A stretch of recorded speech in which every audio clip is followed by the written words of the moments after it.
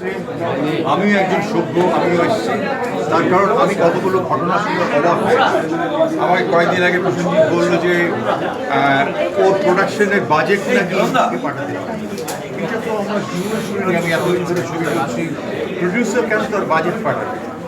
আমি খুব একটা যুক্তি খুঁজে পাই করে এইগুলো সমাধান করতে হবে এবং একটা অবশ্যই নির্বাচনের মাধ্যমে নতুন কমিটি গঠন করবে এবং তারা আমি রিকোয়েস্ট করব যে সমস্ত জিনিস ইম্পোজ করা হয়েছে সেগুলো যেন তারা সরিয়ে দেয় আর একটু সুস্থ পরিবেশ হোক। তার কারণ আমাদের বাংলা ইন্ডাস্ট্রির কোনো ব্যবসাই নেই, টার্ন ওভারটা এত কম ভাবাই যায়।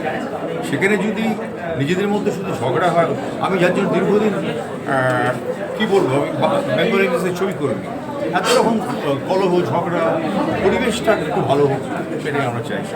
দাদা, কোনো অভিযোগ যদি প্রমাণিত না হয় তাহলে কি হবে সেক্ষেত্রে? মানে প্রিয়া সেনগুপ্তর বিরুদ্ধে যা যা অভিযোগ, এটা মেম্বার ঠিক করবে এবং কমিটি ঠিক করবে।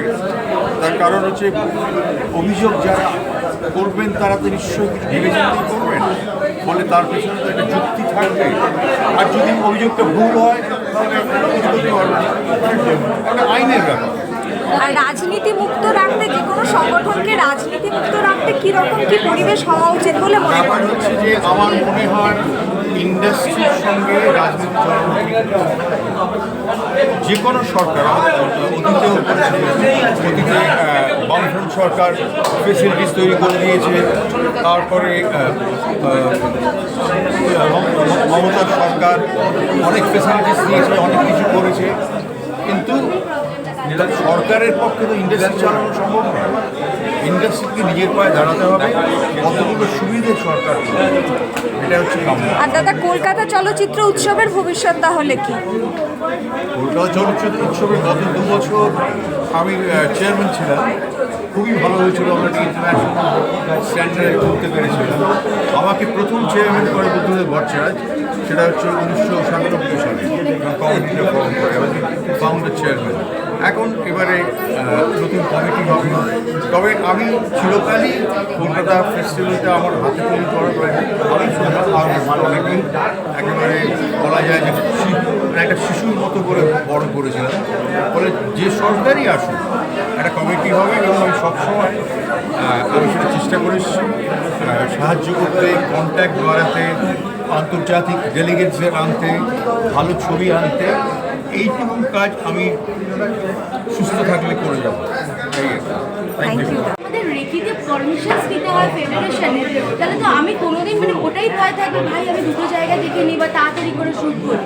আমাদের টেবিল কোনোদিনও চাওয়া হয়নি, বিকজ আমি এটা মানে আমি অলওয়েজ রুল মেনটেন করে কাজ করাতে বিশ্বাসী এবং আমি বিশ্বাস করি, ট্রাস্ট মি, আমাদের ওয়েস্ট বেঙ্গলে বা ফিল্ম ইন্ডাস্ট্রিতে যে টেকনিশিয়ানরা কাজ করে সারা পৃথিবীর থেকে এফিশিয়েন্ট। মানে তুমি বুঝতে পারছো, 12 দিনে একটা ফিচার ফিল্ম কমপ্লিট হচ্ছে, 13 দিনে ফিচার ফিল্ম কমপ্লিট হচ্ছে। খালি প্রবলেম এটাই, যার কাছে বাজেট লিমিটেড তাকে ওই লিমিটেড স্বাধীনতাটা দেওয়া হোক, জোর করে না বলো যে 100-150 জনকে নিতে হবে, তাহলে তো সিনেমা বুঝতে পারবে না লোকে। মানে if you have budget 25 lakh, তুমি তার মধ্যেই বুঝতে পারো, তোমার কাছে 2 কোটি আছে, 2 কোটির মধ্যেই।